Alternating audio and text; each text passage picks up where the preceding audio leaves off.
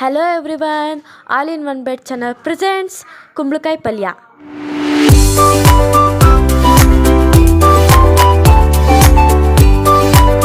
ಈ ಕುಂಬಳಕಾಯಿ ಪಲ್ಯ ಮಾಡೋದು ತುಂಬ ಈಸಿ ಆ್ಯಂಡ್ ಟೇಸ್ಟಿಯಾಗಿರುತ್ತೆ, ತುಂಬ ಚೆನ್ನಾಗಿರುತ್ತೆ. ನೀವು ಕೂಡ ಮನೇಲಿ ಒಂದ್ಸಲಿ ಟ್ರೈ ಮಾಡಿ.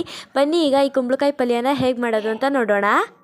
ಒಂದು ಕಡೆ ಇಡೀ ಸ್ಟವ್ ಮೇಲೆ ಮೀಡಿಯಂ ಫ್ಲೇಮಲ್ಲಿ 2 ಟೇಬಲ್ ಸ್ಪೂನ್ ಆಗೋಷ್ಟು ಕುಕ್ಕಿಂಗ್ ಆಯಿಲ್ ಹಾಕಿ, ಅರ್ಧ ಟೀ ಸ್ಪೂನ್ ಆಗೋಷ್ಟು ಸಾಸಿವೆ, ಕರಿಬೇವಿನ ಸೊಪ್ಪೆಲೆ ಸ್ವಲ್ಪ, 1 ಟೇಬಲ್ ಸ್ಪೂನ್ ಆಗೋಷ್ಟು ಕಡಲೆಬೇಳೆ ಹಾಕಿಬಿಟ್ಟು ನೀಟಾಗಿ ಫ್ರೈ ಮಾಡ್ಕೊಳ್ಳಿ. ಕಡಲೆಬೇಳೆ ಎಲ್ಲ ಗೋಲ್ಡನ್ ಕಲರ್ ಫ್ರೈ ಆಗಬೇಕು. ಮೀಡಿಯಮ್ ಫ್ಲೇಮಲ್ಲೇ ಇರಲಿ. ಅದೆಲ್ಲ ಗೋಲ್ಡನ್ ಕಲರ್ ಫ್ರೈ ಆದಮೇಲೆ ಮೆಣಸಿನ್ಕಾಯಿ ಖಾರಕ್ಕೆ ತಕ್ಕಷ್ಟು, ಅಂದರೆ ನಾವೇನು ಸ್ಪೈಸಸ್ನ ಆ್ಯಡ್ ಮಾಡ್ತಿಲ್ಲ, ಅದಕ್ಕೋಸ್ಕರ ಒಂದು 7ರಿಂದ 8 ಮೆಣಸಿನ್ಕಾಯಿನ ಈ ಥರ ಮಧ್ಯೆ ಸಿಲ್ಬಿಟ್ಟು ಹಾಕ್ಕೊಳ್ಳಿ.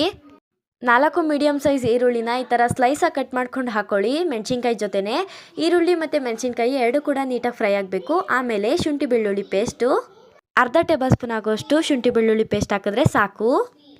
ಹಾಕಿಬಿಟ್ಟು ನೀಟಾಗಿ ಫ್ರೈ ಮಾಡ್ಕೊಳ್ಳಿ. ಫ್ರೈ ಮಾಡ್ಕೊಂಡಾದ್ಮೇಲೆ ನಾವಿಲ್ಲಿ 1 kg ಆಗೋಷ್ಟು ಕುಂಬಳಕಾಯಿನ ತೊಗೊಂಡಿದ್ದೀವಿ. ನೋಡಿ, ಈ ಥರ ಚಿಕ್ಕ ಚಿಕ್ಕದಾಗಿ ಹಚ್ಬಿಟ್ಟು ವಾಶ್ ಮಾಡಿ ಹಾಕ್ಕೊಳ್ಳಿ.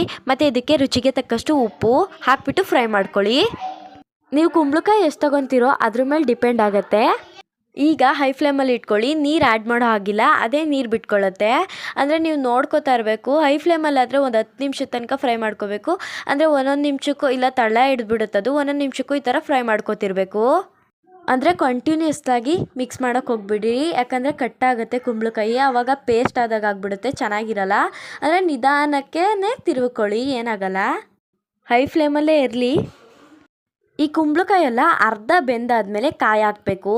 ಅಂದರೆ ತೆಂಗಿನ ತುರಿ ಸಣ್ಣದು 1 ಕಾಯಲ್ಲಿ ಅರ್ಧ ಹೋಳಾಗೋಷ್ಟು ಕಾಯಿ ತುರಿ ನೋಡಿ ಇಷ್ಟು, ಮತ್ತು ಸ್ವಲ್ಪ ಕೊತ್ತಂಬರಿ ಸೊಪ್ಪು ಈ ಥರ ಚಿಕ್ಕ ಚಿಕ್ಕದಾಗಿ ಹಚ್ಬಿಟ್ಟು ಹಾಕ್ಕೊಳ್ಳಿ. 2 ಹಾಕಾದ್ಮೇಲೆ ಮಿಕ್ಸ್ ಮಾಡ್ಕೊಳ್ಳಿ. ಇನ್ನರ್ಧ ಬೇಯಬೇಕದು ಅಷ್ಟೇ.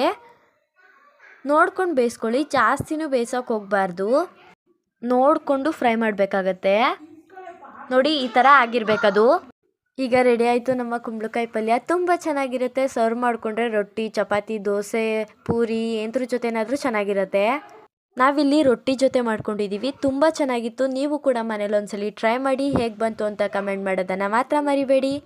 ನೀವಂತೂ ಮನೇಲಿ ಒಂದ್ಸಲಿ ಟ್ರೈ ಮಾಡಿದ್ರೆ ತುಂಬ ಇಷ್ಟಪಟ್ಟು ತಿಂತೀರಾ, ಮತ್ತೆ ಮತ್ತೆ ಮಾಡ್ತೀರಾ.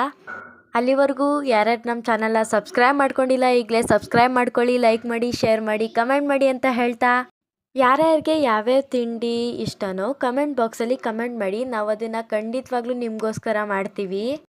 ಮತ್ತೊಂದು ಹೊಸ ವಿಡಿಯೋ ಜೊತೆ ಸಿಗೋಣ. ಅಲ್ಲಿವರೆಗೂ ಟೇಕ್ ಕೇರ್. ಬಾಯ್ ಬಾಯ್.